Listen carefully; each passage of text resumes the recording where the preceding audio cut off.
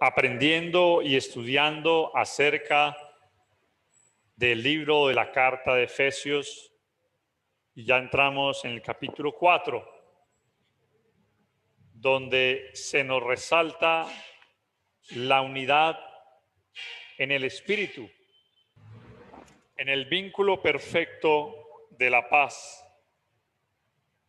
la cual Dios nos ha llamado a que como iglesia tengamos. Pero antes de decidir la doctrina por la cual vamos a unirnos, recordamos que debemos tener un espíritu de unidad, y ese espíritu de unidad está basado en unas características importantes que el cristiano debe tener en su carácter, en su forma de vida, en su conducta. Y hablábamos, hermanos, de que es necesario que tengamos humildad, porque el orgullo y la soberbia son los principales enemigos de la unidad. Cuando hay orgullo o soberbia, no puede haber unidad, porque cada uno va a querer hacer o querer defender su propio punto de vista y no el punto de vista de Dios. Igualmente, la conducta de la mansedumbre, de la cual también hablábamos miércoles pasado, de la importancia de conducirnos y de tener ese dominio propio, esa docilidad para aprender del otro y para tener, hermanos, en cuenta que no debemos tener una actitud de superioridad ni de considerarnos nosotros somos solos como los que tenemos la idea correcta de lo que Dios quiere, sino quitar nuestras ambiciones personales y mirar el beneficio del otro. Eso, hermanos, nos muestra en cuanto a la mansedumbre. Estar dispuestos también a ser pacientes, porque la paciencia es una virtud también divina. Dios es paciente para con nosotros.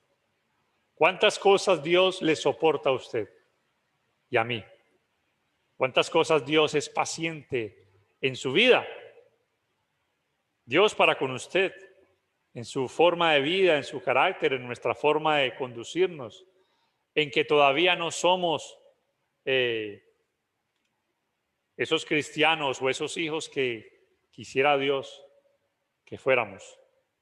Entonces, cuánto más nosotros debemos también ser pacientes para con nuestros hermanos, para no perder la dignidad y aprender a soportar a los demás, las imperfecciones, las personalidades, los temperamentos y aquellas cosas en las cuales la Biblia no es tan específica, pero que nosotros, hermanos, debemos buscar esa unidad, porque todos estos son ingredientes principales que en realidad van a hacer que la unidad permanezca, de la cual Dios ya ha creado. Nosotros no estamos para crear la unidad, nosotros estamos es para guardarla, preservarla y permitir que esa unidad que Dios enseña en su palabra pues se haga evidente en nuestras vidas. Alcanzamos a ver, hermanos, esas dos partes de ser un cuerpo, un espíritu, y también creo que vimos una misma esperanza. Hablamos de que cuando la Biblia habla allí de que debemos guardar esa unidad, esos 7 unos que aparece allí, la unidad en el espíritu, habla de un cuerpo que se refiere básicamente, y todos creo que entendemos eso, acerca de la iglesia. La iglesia es un cuerpo y debe mantenerse unida, sin divisiones, sin desavenencias, sin también favoritismos ni tampoco preferencias entre sus miembros, sino que cada miembro del cuerpo es importante. Por eso la Biblia compara a la iglesia como un cuerpo, porque el cuerpo, al igual que su cuerpo, mi cuerpo y todos los cuerpos humanos, primeramente tienen una cabeza y en segunda medida tienen unos miembros que están facultados con unas características y con unas obras y con unas actividades propias para el mismo mantenimiento del mismo cuerpo, valga la redundancia. Y ningún miembro del cuerpo puede decir que es más importante que el otro, sino que es una cuestión de facultades o dones, o como lo veremos más adelante, eso que Dios da a cada uno para que se desenvuelva como un cuerpo. Y estamos llamados, hermanos, a eso, a vivir como un cuerpo donde cada uno de nosotros se goza con lo que un miembro se goza o se duele con lo que un miembro se duele. Porque el cuerpo le duele todo el cuerpo cuando un miembro padece o cuando un miembro se goza o cuando un miembro recibe alabanza, por decirlo así, y lo dice 1 Corintios. También hablábamos, hermanos, de un solo espíritu, porque la Biblia habla de que nosotros hemos recibido un solo espíritu y por un solo espíritu fuimos nosotros bautizados y el Espíritu Santo habita en cada corazón de los creyentes y nadie, hermanos, tiene un espíritu diferente al otro. Todos tenemos un espíritu, todos somos guiados por un mismo espíritu a través de la palabra de Dios, porque la palabra de Dios es la que guía y es la espada del espíritu, y todos tenemos acceso a Dios por un mismo espíritu, porque estamos en el cuerpo. Por lo tanto, hermanos, estamos llamados a guardar la unidad también en un solo espíritu. Igualmente, hermanos, veíamos que tenemos una misma esperanza. ¿Por qué? Porque ninguno de nosotros tiene algo más allá o más privilegiado en los cielos que los demás. Aunque la Biblia habla de recompensas, no obstante, la salvación es una sola para todos aquellos que han obedecido el Evangelio, aclaro, ¿no? Para todos aquellos que hemos aceptado la gracia de Dios. Todos hemos sido llamados a una misma esperanza. No existe eso que cierta religión enseña de los 144,000 solamente escogidos y los demás, bueno, los demás van a tener otra esperanza diferente. No existe eso, porque va por fuera de la doctrina de lo que Dios enseña en su palabra. Todos tenemos una misma esperanza. Todos en un momento dado estábamos separados de la presencia de Dios. Todos estábamos sin esperanza y sin Dios en el mundo, pero fuimos llamados. Y Pablo quiere dar mucho de ese énfasis en este momento en la iglesia en Éfeso, ya que está compuesta de judíos y gentiles. Y los judíos pensaban que ellos tenían mejores promesas que los gentiles. Cuando Pablo les dice no, los dos igualitos, todos tienen una misma esperanza de la vocación, todos fueron llamados, porque recordemos que la palabra vocación es la palabra llamados. Hemos sido llamados a una misma esperanza, que se traduce como un deseo de algún bien con la expectativa de tenerlo. Bien, hermanos, dentro de esa parte entonces sigamos aprendiendo de lo que nos dice el versículo 5, cuando dice un Señor,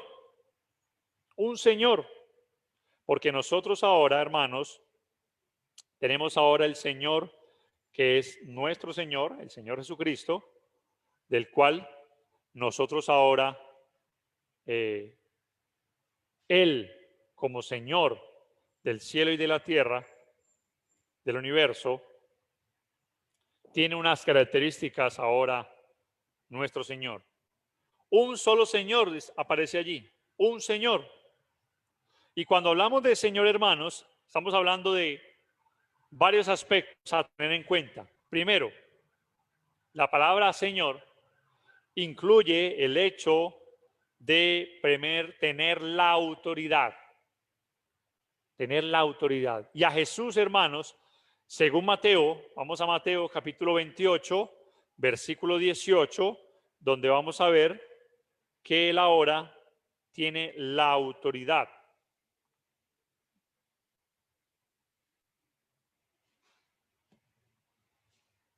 Amén.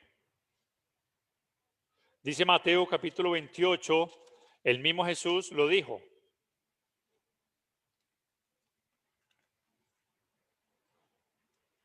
En Mateo 28, versículo 18,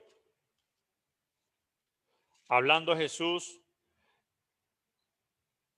se acercó a los discípulos y les habló diciendo: toda potestad me es dada en el cielo y en la tierra. Le ha sido dada a Jesús toda la autoridad. Entonces, en primer lugar, cuando hablamos de un solo Señor, estamos hablando de que Jesús tiene toda la autoridad en los cielos y en la tierra. Nada está por encima de Él. Él es cabeza de la iglesia y de todo principado y potestad. No solo dice la Biblia también en Efesios los que se nombran en este siglo, sino en los venideros. Desde el inicio de la iglesia. Él es. Dios lo ha hecho Señor y Cristo, dice el libro de los Hechos. En segundo lugar, vemos que la palabra Señor se refiere también a propiedad. Propiedad. Cuando se hablaba en el Nuevo Testamento y también en parte del Antiguo Testamento de que un esclavo tenía su señor, es porque ese señor era dueño de ese esclavo o de esa propiedad. Era propietario de algo o de alguien. Y hermanos, esto también debemos tenerlo en cuenta también como una aplicación para nuestras vidas. Pablo les está diciendo a los hermanos de Éfeso: ahora ustedes tienen un Señor. Y es que ahora somos y eran y somos nosotros también propiedad de Jesús. Jesús nos posee. ¿Por qué? Porque Él fue el quien nos redimió. Según el capítulo 1, versículo 7, Él habla de que nosotros tenemos redención por su sangre. Y Él compró la iglesia con su propia sangre. Según Hechos capítulo 20, que es un pasaje muy conocido también, Hechos capítulo 20, versículo 28, donde se dice, donde se nos habla de que Él compró la iglesia, adquirió la iglesia con su propia sangre. Capítulo 20, versículo 28. Por tanto, mirad por vosotros y por todo el rebaño en quien el Espíritu Santo os ha puesto por obispos para apacentar la iglesia del Señor, la cual Él ganó por su propia sangre. Hermanos, nosotros ahora tenemos el privilegio y la oportunidad de tener el Señor porque Él es el dueño. Somos ahora posesión de Él. Él nos posee, somos ahora su propiedad. Y debemos, hermanos, también tener una aplicación para esto, y es, como lo estudiábamos en miércoles pasados, si el Señor habita en nuestros corazones, entonces ya nosotros no nos pertenecemos a nosotros mismos. Porque Cristo murió para que Él ahora sea el Señor. En el libro de Segunda de Corintios,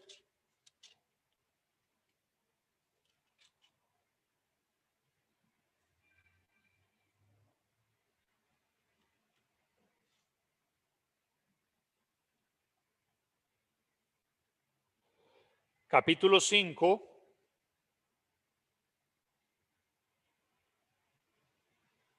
versículo 14.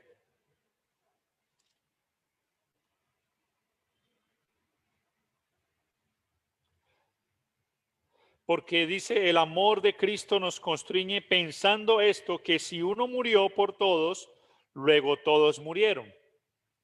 Y por todos murió para que los que viven ya no vivan para sí, sino para aquel que murió y resucitó por ellos. Hermanos, ahora nosotros, hermanos, somos del Señor, porque Él murió para poseernos a nosotros. Por eso es Señor. Somos su propiedad. Somos su propiedad.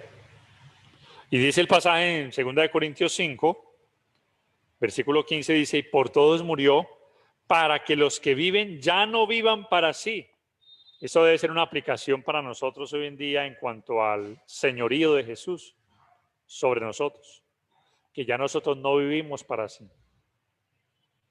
Por eso el apóstol Pablo podía decir, ya no vivo yo, en Gálatas, ya Cristo vive en mí. Y lo que ahora vivo en esta vida, en la carne, en mi cuerpo, lo vivo por la fe en el Hijo de Dios. ¿Será, hermanos, y preguntémonos, ¿será que el Señor está gobernando todo aspecto de nuestras vidas? ¿Será que Él es amo y dueño de cada parte de nuestro corazón? O más bien decirlo, de nuestro corazón, de toda nuestra vida. Cada área está comandada por su señorío. Le hemos entregado para que sea Él propiedad cada aspecto. Nuestra vida, nuestro cuerpo, nuestra mente,